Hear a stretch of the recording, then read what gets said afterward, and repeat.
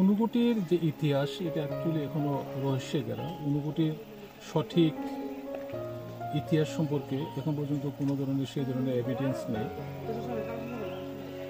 তবু যেসব এভিডেন্স আমরা ধরছি সেগুলার বেশিরভাগ হিস্টোরিক্যাল পয়েন্ট অফ ভিউ থেকে।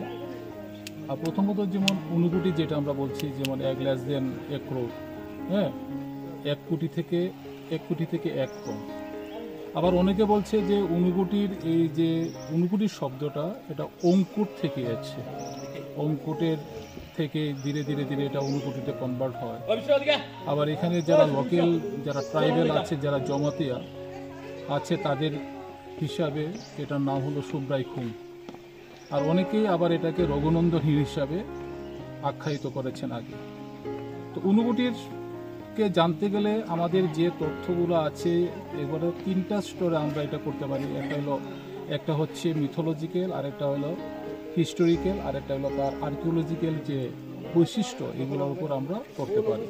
তো ঊনকোটির যে মিথটা চালু আছে, যেটা একবার মহাদেবের নেতৃত্বে দেবদেবী যাচ্ছিলেন কাশীতে, যাওয়ার পথে এখানে ঊনকোটিতে এসে ওনারা ক্লান্ত হয়ে বিশ্রাম নিয়েছিলেন এবং মহাদেব একটাই কন্ডিশন রেখেছিলেন যে আর্লি মর্নিং কাক ভোরের আগেই সবাইকে উঠতে হবে, না হলে সবাই স্টোনে পরিবর্তিত হবে। সেই মহাদেবের নির্দেশ কেউ মানতে পারেনি বা পালন করতে ব্যর্থ হয়।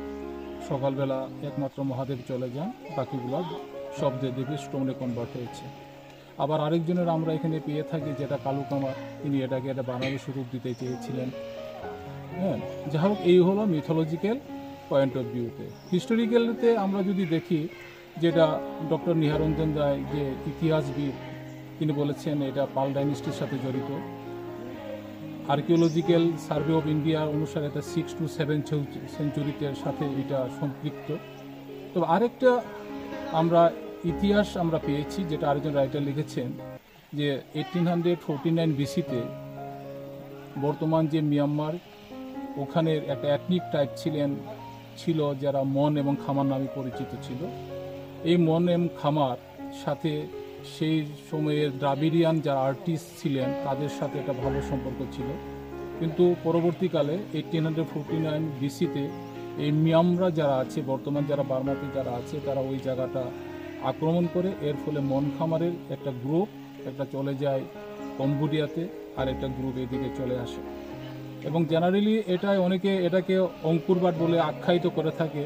যেমন আমরা অঙ্কুরবাটের যে বৈশিষ্ট্যগুলো, রক কাট ইমেজ বা শিবের যে মূর্তিগুলো দেখি, এখানের সাথে এটা মিল। ওইটার পয়েন্ট অফ ভিউটা দেখি এত দূর, একটা সাউথ ইস্ট এশিয়াতে আরেকটা এখানে, এই দুটোটার মধ্যে এত মিল কোথা থেকে? ওইটাও একটা আপাতত একটা চলছে। আর এখানে সবচেয়ে বিশেষ হচ্ছে এখানে কোনো ধরনের ইনস্ক্রিপশন নেই, যে ইনস্ক্রিপশনের উপর বেস করে যে ঊনকোটির একটা ইতিহাস আমরা বুঝতে পারি। কিন্তু রিসেন্টলি এটার অ্যাকচুয়ালি ঊনকোটি থেকে বর্তমানে কি বলা হচ্ছে, এটা একটা আর্কিওলজিক্যাল সাইট হিসাবে তার পরিচিতি লাভ হচ্ছে। কিন্তু এটা একটা ধর্মীয় জায়গা। এটাতে যেমন যেটাকে বলা হয় শৈব তীর্থ। রিসেন্টলি স্বামীনারায়ণ যেটা সম্প্রদায়, যেটা আপনারা নিশ্চয়ই জেনে থাকে, যে অক্ষরধাম টেম্পল যারা করেছিলেন, তাদের প্রতিনিধিরা এখানে ছিলেন এবং ওনারা যে এই ঊনকোটিকে ওনারা নবলাক্ষ হিসাবে আখ্যায়িত করেছেন। তাদের যে স্বামীনারায়ণের যে জীবনী, আত্মজীবনী যেটা আছে সৎসঙ্গী জীবনী, এই সৎসঙ্গ জীবনীতে উল্লেখ করা আছে যে নীলবর্ণী অবস্থায়, মাত্র 11 বছর বয়সে যখন নীলবর্ণী, যিনি পরবর্তীকালে ভগবান স্বামীনারায়ণ হিসাবে পরিচিতি লাভ করেছিলেন, তিনি ভারত ভ্রমণে বেরিয়েছিলেন স্পিরিচুয়াল শিক্ষা নেওয়ার জন্য। এই ঊনকোটিতে তিনি এসেছিলেন এবং এখানে ছিলেন প্রায় 3 দিনের মতো, এবং এই ঊনকোটিতে প্রায় 9 লক্ষ যোগীর সান্নিধ্য লাভ করেছিলেন এবং তাদের মুক্তির পথও দেখিয়েছিলেন।